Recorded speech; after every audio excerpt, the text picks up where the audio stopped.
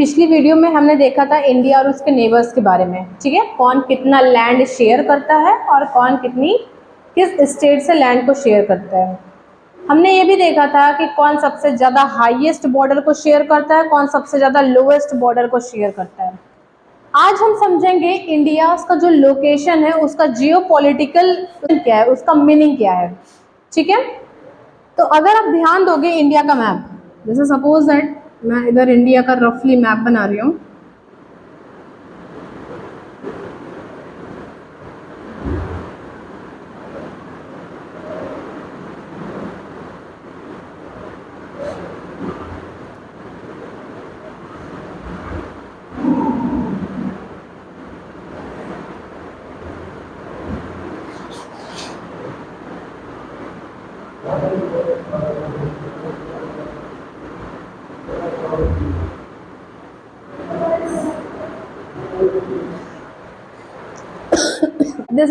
This is our world, ठीक है।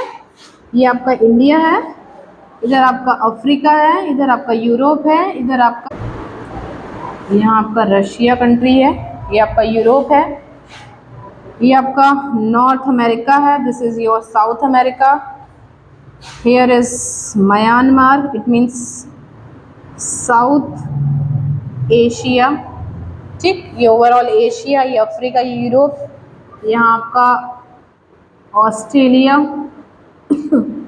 Australia और यहाँ आपका एंटार्क्टिका। ये आपका ओवरऑल रफली एक मैप है। अगर हम देखें तो ये आपको पता है कि ये आपका इंडियन ओशन है, ठीक। जरा इंडिया के लोकेशन के बारे में समझिएगा। ये सिर्फ और सिर्फ एक इकलौता ऐसा ओशन है जिसका नाम इंडिया के कंट्री के नाम पे दिया गया है, इंडियन ओशन, ठीक है। आपको ध्यान होगा कि यहाँ पर आपका जो कंट्री है, दो आपका नॉर्थन कंट्री जो है आपका नेपाल और भूटान, ये लैंड लॉक कंट्री है। लैंड लॉक कंट्रीज मतलब कि इसके ऊपर आपको पता है कि चाइना प्रेजेंट है, ठीक है, और इंडिया के साथ बाउंड्रीज तो शेयर करता है। इंडिया के नेचर के बारे में तो ऑल ओवर द वर्ल्ड जानता है कि वो अपने बाउंड्रीज को एक्सटेंड करता है, ठीक है, मतलब लोगों के बीच में हस्तक्षेप करता है, तो जिससे थोड़ा सा नेपाल और भूटान का रिलेशन इससे अच्छा नहीं है। तो अगर ट्रेड के लिए आपको पता है, ट्रेड के लिए मैरीटाइम बॉर्डर या फिर ओशन बहुत रिक्वायरमेंट है, और वो भी ऐसा ओशन, इंडियन ओशन जैसा कि जो ऐसी जगह पे प्रेजेंट है जो कि पूरी तरीके से साउथ एशिया से भी कनेक्टेड है और आपका वेस्टर्न कंट्रीज है, लाइक अफ्रीका हो गया, आपका सऊदी अरेबिया वगैरह हो गया, इन सब से भी वो कनेक्टेड है। आपको पता है, अच्छा जैसे मैंने यहाँ पे अमेरिका और साउथ अमेरिका और नॉर्थ अमेरिका इस साइड दिखा है, इसका मतलब ये नहीं है कि इससे बहुत दूर है। आपको पता है कि अगर आप इसको फोल्ड करोगे तो ये जस्ट इसके बगल में ही आएगा। बगल में मतलब कि ये पूरी तरीके से एक ऐसा ओशन है जो पूरी तरीके से कंट्रीज के, वर्ल्ड के हर एक कंट्री से ट्रेड को इजीली कर सकता है। ज़रूरी नहीं है कि ये जो है लैंड से ही ट्रेड करे, तो मैरीटाइम ट्रेड यहाँ से ये इजीली कर सकता है और सभी कंट्री से कनेक्टेड हो सकता है। तो भूटान और नेपाल ये भी एक ऐसे कंट्रीज है जो कि इनका भी ट्रेड में कुछ ना कुछ इनका भी हाथ होगा, वो भी अपने इकोनॉमी को बढ़ाना चाहते हैं, वो भी ट्रेड, कमर्शियल एक्टिविटी इनकी भी होगी। तो लेकिन अगर इनको ट्रेड करना, जैसे सपोज दैट इनको ट्रेड करना है अफ्रीका के साथ, तो इनको डिपेंड होना पड़ेगा किसी ऐसी कंट्रीज के ऊपर जो कि इनकी हेल्प कर सके उस ट्रेड को बढ़ाने में, उनके ट्रेड को फ्लरिश करने में। तो ये पूरी तरीके से नेपाल और भूटान है जो इंडिया के कंट्रीज पे डिपेंड करते हैं कि अगर वेस्टर्न साइड में कंट्रीज के साथ ट्रेड करना पड़ेगा तो इंडियन ओशन का ये यूज़ करते हैं। इंडियन ओशन के लिए ये पॉलिसी है कि कितने किलोमीटर तक जो है कोई भी वाटर है किस कंट्री के अंडर में है। जैसे इंडियन ओशन तो यहाँ सब भी है, लेकिन कितना पोर्शन इंडिया यूज़ करेगा, कितना पोर्शन इनका यूज़ रहेगा, कितना पानी ये लोग यूज़ करेंगे, कितना ओशन इनके हाथ में रहेगा, वो सारी चीज़ें इंटरनेशनल रिलेशन का पोर्शन है, वहाँ पे समझेंगे, ठीक है। तो इंडिया की लोकेशन बहुत ही ज़्यादा स्पेसिफिक है, बहुत ही ज़्यादा एक सुटेबल पोजीशन पे है, जिससे ये पूरी तरीके से ये ग्लोबली जियोपॉलिटिक्स मतलब हो गया कि पूरी तरीके से जो पॉलिटिक्स है वर्ल्ड की, उसको कहीं ना कहीं इंडियन ओशन का उसमें बहुत बड़ा इंपॉर्टेंट रोल है, उसके ट्रेड के लिए, उनकी इकोनॉमी के फ्लरिश करने के लिए पूरी तरीके से अगर हर एक डायमेंशन में समझने की कोशिश करेंगे तो। जरा पहला पॉइंट देखिएगा, India site eight top of an Indian ocean giving it's unparalleled, unparalleled मतलब बहुत सारे डायमेंशंस में, overview of the political and the strategic activity in the Indian ocean. Means Indian ocean का जो लोकेशन है वो बहुत ही ज़्यादा एक स्पेसिफिक लोकेशन है, जो कि स्ट्रेटेजिकली एक्टिविटी के लिए या फिर पॉलिटिकल के लिए, पॉलिटिकल मतलब एक जियो पॉलिटिकल के हिसाब से देखें या फिर स्ट्रेटेजिक कोई भी एक्टिविटीज़ है उसके पॉइंट ऑफ व्यू से देखें, तो ये एक अनपैरेलल ओवरव्यू से हम इसको देख सकते हैं। मतलब हर एक डायमेंशन में इंडिया की पोजीशन बहुत ही सुटेबल, बहुत ही स्पेसिफिक पोजीशन, बहुत ही स्पेसिफिक प्लेस पर है। क्लियर है, जो कि हेल्प करती है कनेक्ट होने में ऑल ओवर द ग्लोब से। India ocean is turning out the centre of the global trade. Global trade जैसे अगर ये आपका साउथ एशिया, इसको भी ट्रेड करना है, इस वेस्टर्न आपका जो है यूरोप से या फिर अफ्रीका से किसी के साथ भी अगर आपको ट्रेड करना है तो आपको कहीं ना कहीं इंडियन ओशन पे आपको डिपेंड करना ही पड़ेगा। अफ्रीका को करना तो अफ्रीका को भी डिपेंड करना ही पड़ेगा। ठीक है, आपका इधर जो लैंडलॉक कंट्रीज हैं उनको भी इंडियन ओशन का यूज़ करना ही पड़ेगा। ठीक है, आपको याद होगा जो यूरोप से जब पुर्तगीज थे वास्को डी गामा, तो इशू क्या था, ये यूरोप एक क्रिश्चियनिटी कंट्री है, वहाँ पे लोग क्रिश्चियनिटी को फॉलो करते हैं। जबकि हम अगर सेंट्रल एशिया में देखें, इस साइड आपका सऊदी अरेबिया हो गया, अफगानिस्तान वगैरह हो गया, उज्बेकिस्तान वगैरह, किर्गिस्तान वगैरह हो गया, तो ये सब जो है आपका कौन सी कंट्रीज़ है, ये इस्लामिक कंट्रीज़ हैं। तो इस्लामिक कंट्रीज़ पहले रहता था कि अगर उनको इस रूट को फॉलो करना है तो उनको अपने रिलीजन को कन्वर्ट करना पड़ेगा ना, ऐसी चीज़ें थी वहाँ पर।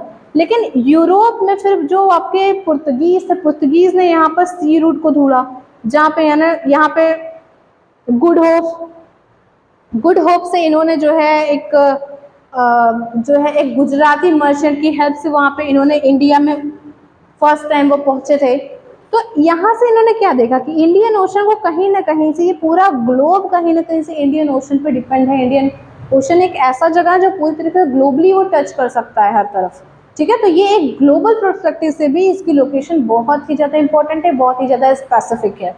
क्लियर है, India's land boundaries also ensures its integration in South Asia and a civilization neighbors become a possibility. Civilization's relation with the neighbors become a possibilities. अच्छा जरा आप ये बताइए, इंडिया की जो लोकेशन है, अगर हम इंडिया की लोकेशन को समझे तो आपको पता है कि इंडिया खुद ही बहुत सारी उसमें अगर हम कह सकते हैं इसमें बहुत सारी फिजियोजोग्राफी है। फिजियोजोग्राफी मतलब फिजिकल, इसमें बहुत ज़्यादा डाइवर्सिटी है इंडिया में ही। जैसे अगर हम समझते हैं इसी तरीके से, ये इंडिया का मैप है, ठीक है, ये आपका, तो यहाँ आपका साउथ एशिया, बर्मा वगैरह ये सब कंट्रीज़, यहाँ पे बर्मा हो गया, थाईलैंड वगैरह हो गया, सारी कंट्रीज़ आपकी हैं, बांग्लादेश वगैरह सब कुछ। आपको पता है कि पहले तो ऐसा बाउंड्रीज वगैरह तो थी नहीं, तो ये आपको पता है कि जो आपका ईस्टर्न साइड है, यानी आपका असम हो गया, अरुणाचल प्रदेश हो गया, मिजोरम हो गया, मेघालय हो गया, त्रिपुरा हो गया, तो यहाँ पर ट्राइबल कम्युनिटीज़ ज़्यादा रहती हैं। तो ट्राइबल कम्युनिटीज़ मोस्टली डिपेंड करती हैं नेचर पे, इन्वायरमेंट पे, फॉरेस्ट वगैरह पे, तो इनके लिए कोई बाउंड्री मायने ही नहीं रखती। वो तो अब हो गया इंडिया के पार्टीशन के बाद, या फिर उसके पहले जब ब्रिटिशर्स यहाँ पर इंडिया में, उन्होंने जो है सेपरेशन या फिर बाउंड्रीज़ को बनाना शुरू किया था। मतलब लोगों के साथ एक्सप्लॉइट करते थे, तो फिर कुछ लोग भाग के जंगलों में चले जाते थे, इस तरीके से लोग वहाँ पे अपना जीवन यापन करते थे। लेकिन अगर हम बात करें इंडिया में, अगर यहाँ के ट्राइबल्स हैं, अगर हम बात करें मैरिज स्टेटस के बारे में, तो ऐसा तो है नहीं कि इनके लिए ये था कि इसी बाउंड्रीज़ के अंदर पहले बाउंड्री होगा तो इनके कुछ ना कुछ सगे संबंधित यहाँ सब भी होंगे, इस कंट्रीज में भी होंगे। पहले तो ऐसा था नहीं कि Burma was also the part of India earlier time, तो ऐसा कनेक्शन लोगों के बीच में रहता था। तो ट्राइबल कम्युनिटीज भी कई बार ये यहाँ से यहाँ पर मूव करती थी, यहाँ पे माइग्रेट करती थी, वहाँ से दूसरी कंट्री से, साउथ एशिया पार्ट की कंट्रीज से लोग इंडिया में मूव करते थे। इससे होता क्या था कि जो इंडिया का या फिर उसके आसपास की जो कंट्रीज रहती थी, उनका जो कल्चर था वो सब एक तरीके से सिमिलर था, सॉफ्ट पावर उनका काफ़ी सिमिलर था, जिसके कारण उनके सिविलाइजेशन रिलेशन जो सिविल रिलेशन है उसकी पॉसिबिलिटीज़ है साउथ एशिया के साथ, कुछ ज़्यादा उसमें इंटीग्रेशन या फिर म्यूचुअल वहाँ पे रिलेशन था। जिसके कारण आपस में अगर एक इंटरेस्ट, अगर दोनों में किसी दो कंट्रीज के बीच में इंटरेस्ट ज़्यादा हो, अगर उनके सॉफ्ट पावर मिलते हो, तो डेफिनेटली उनका ट्रेडिंग पर्पस से, फिर अगर आप अनपैरेलल डायमेंशन में अगर चीज़ों को समझने की कोशिश करेंगे तो वो ग्लोबल पर्सपेक्टिव से भी काफ़ी बेहतरीन होता है। तो इस वजह से जो इंडिया की लोकेशन है वो बहुत ही ज़्यादा स्पेसिफिक है, और हम, ये हमारी शुरुआत है, धीरे धीरे जैसे जैसे हम टॉपिक्स में आगे मूव करेंगे हमें ये और बेहतरीन तरीके से समझ में आएगा। कुल मिला के आप इस टॉपिक की समरी समझ सकते हैं कि इंडिया की जो लोकेशन है वो जियोपॉलिटिकल पर्पस से, सिविलाइजेशन के पर्पस से, कल्चर के पर्पस से बहुत ही ज़्यादा स्पेसिफिक, बहुत ही ज़्यादा एक सूटेबल प्लेस पे लोकेट करता है, जिससे ये ऑल ओवर द ग्लोब में कनेक्ट हो सकता है। Okay, so it's all about this lecture.